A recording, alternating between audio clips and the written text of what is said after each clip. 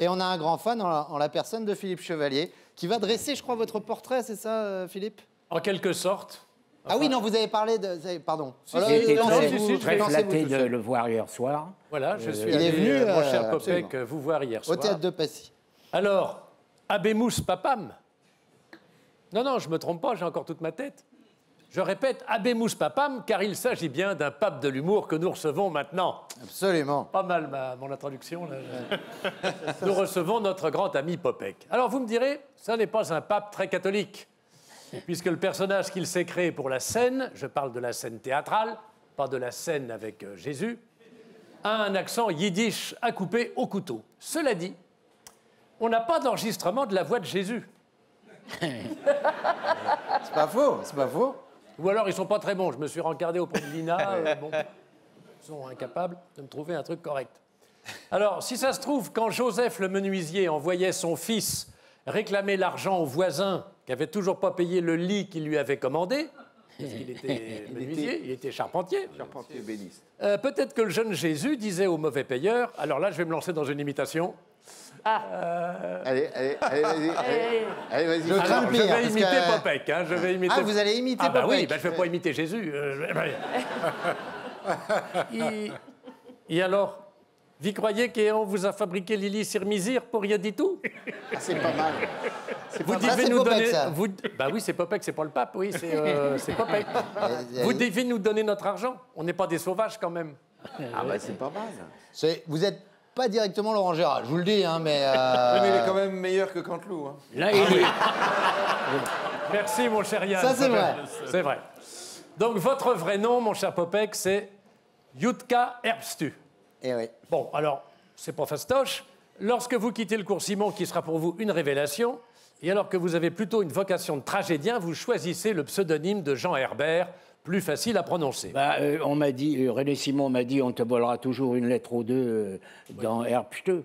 Oui. Herbstö, et j'ai dit un jour à mon père, pourquoi on m'appelle à l'école, il me disait Herbstö Tipidiki. Alors, moi, j'étais pas content de m'appeler comme ça. Et donc, René Simon m'a dit, change de nom. Alors, un jour, j'ai vu passer les transports Herbert. Enfin, ça s'appelle des synonymes, des synonymes, des homonymes. Des homonymes. Alors, donc, je continue ma trajectoire. Alors, avant les cours de théâtre, vous avez fait plusieurs métiers, et notamment celui, on l'évoquait tout à l'heure. Oh, je vous en prie, Cécile, si c'est pour ricaner en loose day, c'est pas la peine. C'est votre trajectoire qui m'a fait rire. Oui, j'ai une bonne trajectoire. Encore, tu l'as pas vu de près. Et alors, et vous avez notamment été vendeur, on l'évoquait, de caleçons molletonnés. Ouais. Alors, comme quoi, petite cause, grands effets.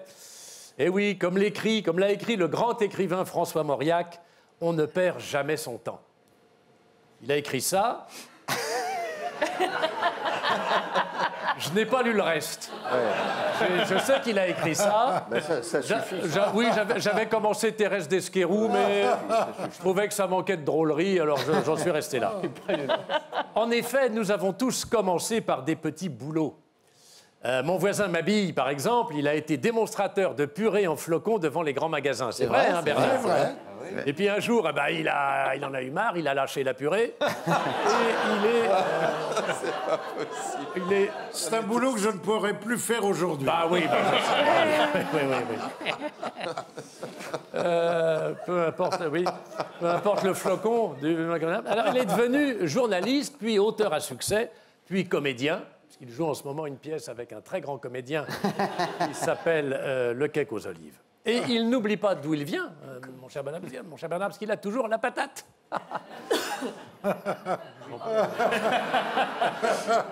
On aime ou on n'aime pas, mais on ne fait pas Burke. Non. Alors moi qui vous parle aussi, là, puisque c'est moi qui suis en train de tenir le crachoir, j'ai été, figurez-vous, rédacteur sinistre.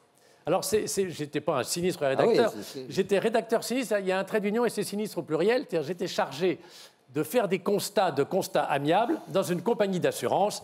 Et ce travail enrichissant, au sens figuré, je vous rassure, m'a permis par la suite de décrocher un très beau rôle des années après à la Matmut. Ça bien. Vous voyez, Eh oui, il faut, comme on dit, faire C'est pas un flèche. rôle de composition. Mais du tout, du tout. Mon meilleur rôle, d'ailleurs, enfin le plus rémunérateur, comparé à celui que je tiens ici. Alors, C'était la matmute. c'était la matmute. Alors, il faut savoir faire flèche de tout bois, qu'on soit pompier ou Guillaume Tell.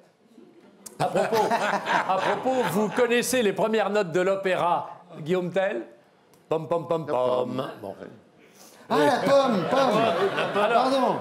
Quand vous devenez... Très haut niveau. Hein. Bah, c'est très haut niveau, comme d'habitude. Quand vous devenez Popek, mon cher Popek, ce petit bonhomme à la silhouette débonnaire avec son chapeau rond, qui n'est pas breton, mais qui a épousé une bretonne. Une petite incursion dans votre vie privée. Oui. Le succès est immédiat. Vous renvoyez aux Français une image d'eux-mêmes par le truchement d'un costume et d'un accent qui ne viennent pas du terroir. C'est vrai. Vous êtes râleur, près de vos sous, vachard et vindicatif. Vous êtes, cher Popek, mais le Louis de Funès du one-man show. Comme lui au cinéma, vous séduisez le public alors que vous êtes bourré de défauts. Et oui, c'est là l'astuce. Et vous n'êtes pas là souriant. Ça va Paris? Ça va Strasbourg? Non. Qu'est-ce que vous foutez là? Bon, c'est ça. À 88 ans, toujours sur scène, et personne ne vous croit quand vous affirmez « fini de rire ». Quand, pendant l'occupation, dès l'âge de 6 ans, vous étiez obligé de porter l'étoile jaune, vous ne vous doutiez sans doute pas que vous alliez devenir plus tard une étoile du music-hall français.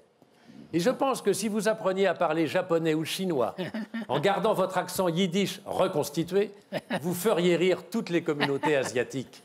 Car le comique est universel. On le voit bien avec Charlie Chaplin ou Laurel et Hardy. Et les discussions sont interminables pour savoir ce qui distingue l'humour anglais de l'humour gaulois, les blagues au 2e degré de celles qui sont dites habides. Hein? Nous, on aime bien les blagues habides. J'en fais... Ça se voit. Et comme disaient des proches, s'il y a un humour juif, y a-t-il un humour bourguignon? Quoi qu'il en soit, comme on dit à Lyon, nous souhaitons tous longue vie à l'humour de Popek. Merci. Bravo. Très beau. Bravo, Philippe. Ah si, merveilleux. Très, très beau. Philippe Chevalier, donc, le Cake aux Olives, j'ai donné les dates tout à l'heure, donc Théâtre de la Tête d'Or notamment, la Reims et le Vigan. Et Mozart au Paradis au Festival d'Avignon du 5 au 26 juillet à la Chapelle de l'Oratoire. Voilà pour l'actualité de Philippe.